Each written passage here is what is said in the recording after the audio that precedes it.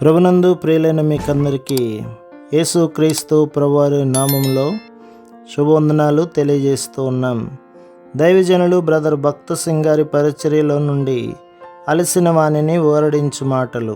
April 22. పైనుండి శక్తి పొందు వరకు అని చెప్పెను. లోకాసువార్త 24:49. తాము చేపలు పట్టుటకు వెళ్ళిన గలిలయలోని తిబెరియా సముద్రమునొద్ద ప్రభు వారికి ప్రత్యక్షమయ్యను. శిష్యులు రాత్రంతయు ప్రయాసపడిరి గాని ఏమీ పట్టలేదు. సూర్యోదయమగుచుండగా యేసు వారికి కనబడి, పిల్లలారా, భోజనమునకు మీ యొద్ద ఏమైనా ఉన్నదా అని అడిగాను. వారు లేదని చెప్పిరి. అప్పుడు ఆయన ధోని కుడి ప్రక్కను వలవేడి మీకు దొరుకునని చెప్పెను. వెంటనే వారు ఆయనకు విధేయత చూపిరి.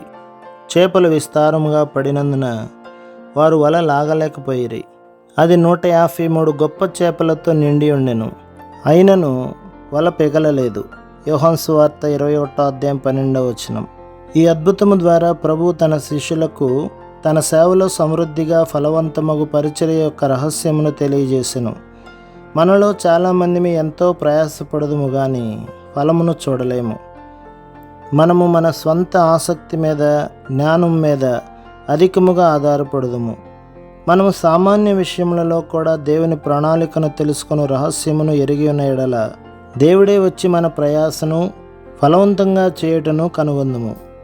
మన వ్యక్తిగత, కుటుంబ, సంఘ జీవితముల కొరకైన దేవుని పరలోకపు ఏర్పాటులోనికి మనము వచ్చిన ఎడల మనము పునరుత్థాన శక్తిని పొందగలము.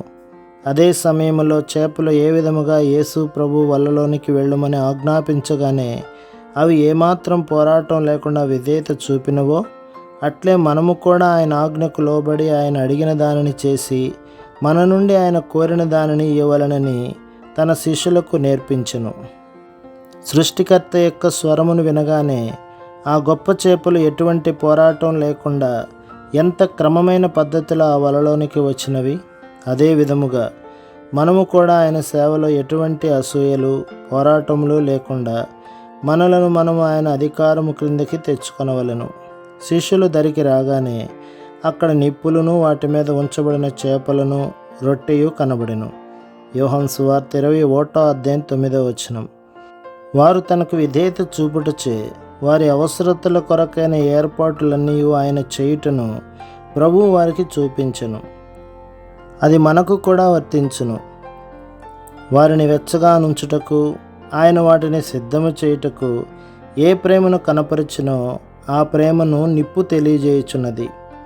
ఆయనకు సంపూర్ణంగా లోబడి ఆయన సేవలో మనం అనుభవించు ఆత్మ యొక్క సంపూర్ణతను గూర్చి కూడా నిప్పు తెలియజేయుచున్నది. ఆయన ఆజ్ఞలను అనుసరించి మనము చేసిన సేవ ద్వారా సంపాదించబడిన ఆత్మలను గూర్చి ఈ చేపలు తెలియజేయుచున్నవి. అనుదినము అధిక బలమును పొందుటకు మనము తీసుకొని దేవుని వాక్యమును గూర్చి ఆ రొట్టె తెలియజేయుచున్నది. ప్రభు పేతురును ఈ విధంగా ప్రశ్నించెను. యోహాను కుమారుడు అయిన సీమోను, వీరికంటే నీవు నన్ను ఎక్కువగా ప్రేమించుచున్నావా? నా గొర్రె పిల్లలను మేపుము, నా గొర్రెలను కాయుము. యోహాను సువార్త 21:15-16. ఎప్పుడైతే ఆయన గొర్రె పిల్లలను, గొర్రెలను కాయుటకు, మేపుటకు నేర్చుకుందామో అప్పుడే మన ప్రేమ నిజమైనదిగా కనబడును. అక్కరలో ఇతరులకు సహాయపడుట ద్వారా, సంతోషముతో, సమర్పణతో ఒకరి భారములు ఒకరు భరించుట ద్వారా మన గొప్ప ప్రధాన కాపరి అయిన యేసుక్రీస్తు ప్రభు యొక్క ప్రేమగల హృదయమునకు సంతృప్తి తీసుకుని రాగలము. ప్రభు మిమ్మును, మీ కుటుంబమును, మీ సంఘమును దీవించి ఆశీర్వదించునుగాక. ఆమేన్.